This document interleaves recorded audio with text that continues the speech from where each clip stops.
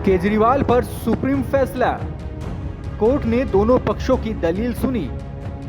अगर जमानत मिलती है तो लागू होंगे नियम और शर्तें। देखिए, ये हैं वो शर्तें जिन पर टिकी केजरीवाल की जमानत।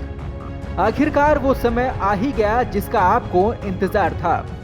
जी हां, आप पार्टी लगातार अरविंद केजरीवाल की गिरफ्तारी की विरोध कर रही थी और अब समय भी आ गया जब न्यायपालिका ने अरविंद केजरीवाल के पक्ष की सारी दलीलें सुनी और इसके बाद ईडी को भी सुना।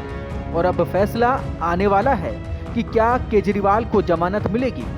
पर यह भी माना जा रहा है कि केजरीवाल की जमानत पर कई शर्तें भी लागू रहेंगी। दिल्ली के मुख्यमंत्री अरविंद केजरीवाल के गिरफ्तार होने के बाद हर किसी के जहन में एक ही सवाल था कि क्या ये गिरफ्तारी सही थी। क्या वाकई केजरीवाल ने अपराध किया है? क्या केजरीवाल इस पूरे घोटाले में शामिल है? हर सवाल का जवाब ईडी की कार्रवाई के इर्द गिर्द ही घूमता रहा, पर जवाब अब तक नहीं मिला। अब नजरें टिकी हैं जमानत पर। कोर्ट ने कहा कि अगर जमानत हुई तो कंडीशंस अप्लाई रहेंगी। आबकारी नीति से जुड़े मनी लॉन्ड्रिंग मामले में गिरफ्तार दिल्ली के सीएम अरविंद केजरीवाल की अंतरिम जमानत पर सुनवाई के दौरान सुप्रीम कोर्ट ने कहा कि फर्ज करें कि अगर हम आपको रिलीज करते हैं, यानी कि बेल दे देते हैं, तो आप चुनाव में भाग लेते हैं और आधिकारिक ड्यूटी भी करते हैं, तो इसका व्यापक प्रभाव होगा। हम साफ करना चाहते हैं कि हम अगर आपको रिलीज करते हैं तो हम चाहेंगे कि आप ऑफिशियल ड्यूटी ना करें।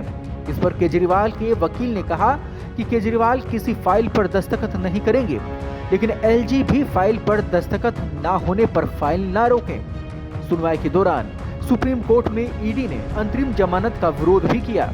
इस पर सुप्रीम कोर्ट ने टिप्पणी में कहा कि अरविंद केजरीवाल दिल्ली के चुने हुए सीएम हैं। वे हैबिचुअल अपराधी नहीं हैं और आम चुनाव 5 साल में एक बार ही होते हैं और ये अति विशेष परिस्थिति का मामला है। बहरहाल केजरीवाल की अंतरिम जमानत पर सुनवाई के बाद कोर्ट इस मामले में फैसला देगी। मामले की सुनवाई के दौरान केजरीवाल की ओर से कहा गया कि वे इस बात की अंडरटेकिंग देने को तैयार हैं कि अंतरिम जमानत के दौरान वे किसी भी आधिकारिक फाइल पर दस्तखत नहीं करेंगे, लेकिन साथ ही कहा कि एलजी भी किसी भी फाइल पर सीएम के दस्तखत न होने के आधार पर काम न रोकें।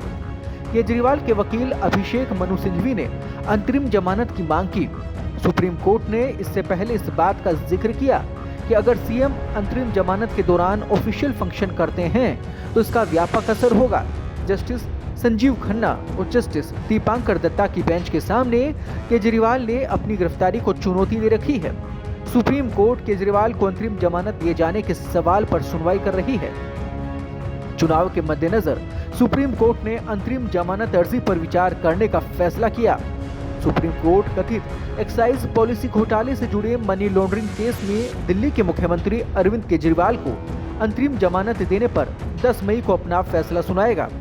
मामले में गिरफ्तारी के खिलाफ केजरीवाल की याचिका पर सुनवाई करने वाली पीठ की अध्यक्षता करने वाले जस्टिस संजीव खन्ना ने कहा, हम शुक्रवार को अंतरिम आदेश अंतरिम जमानत पर फैसला सुनाएंगे।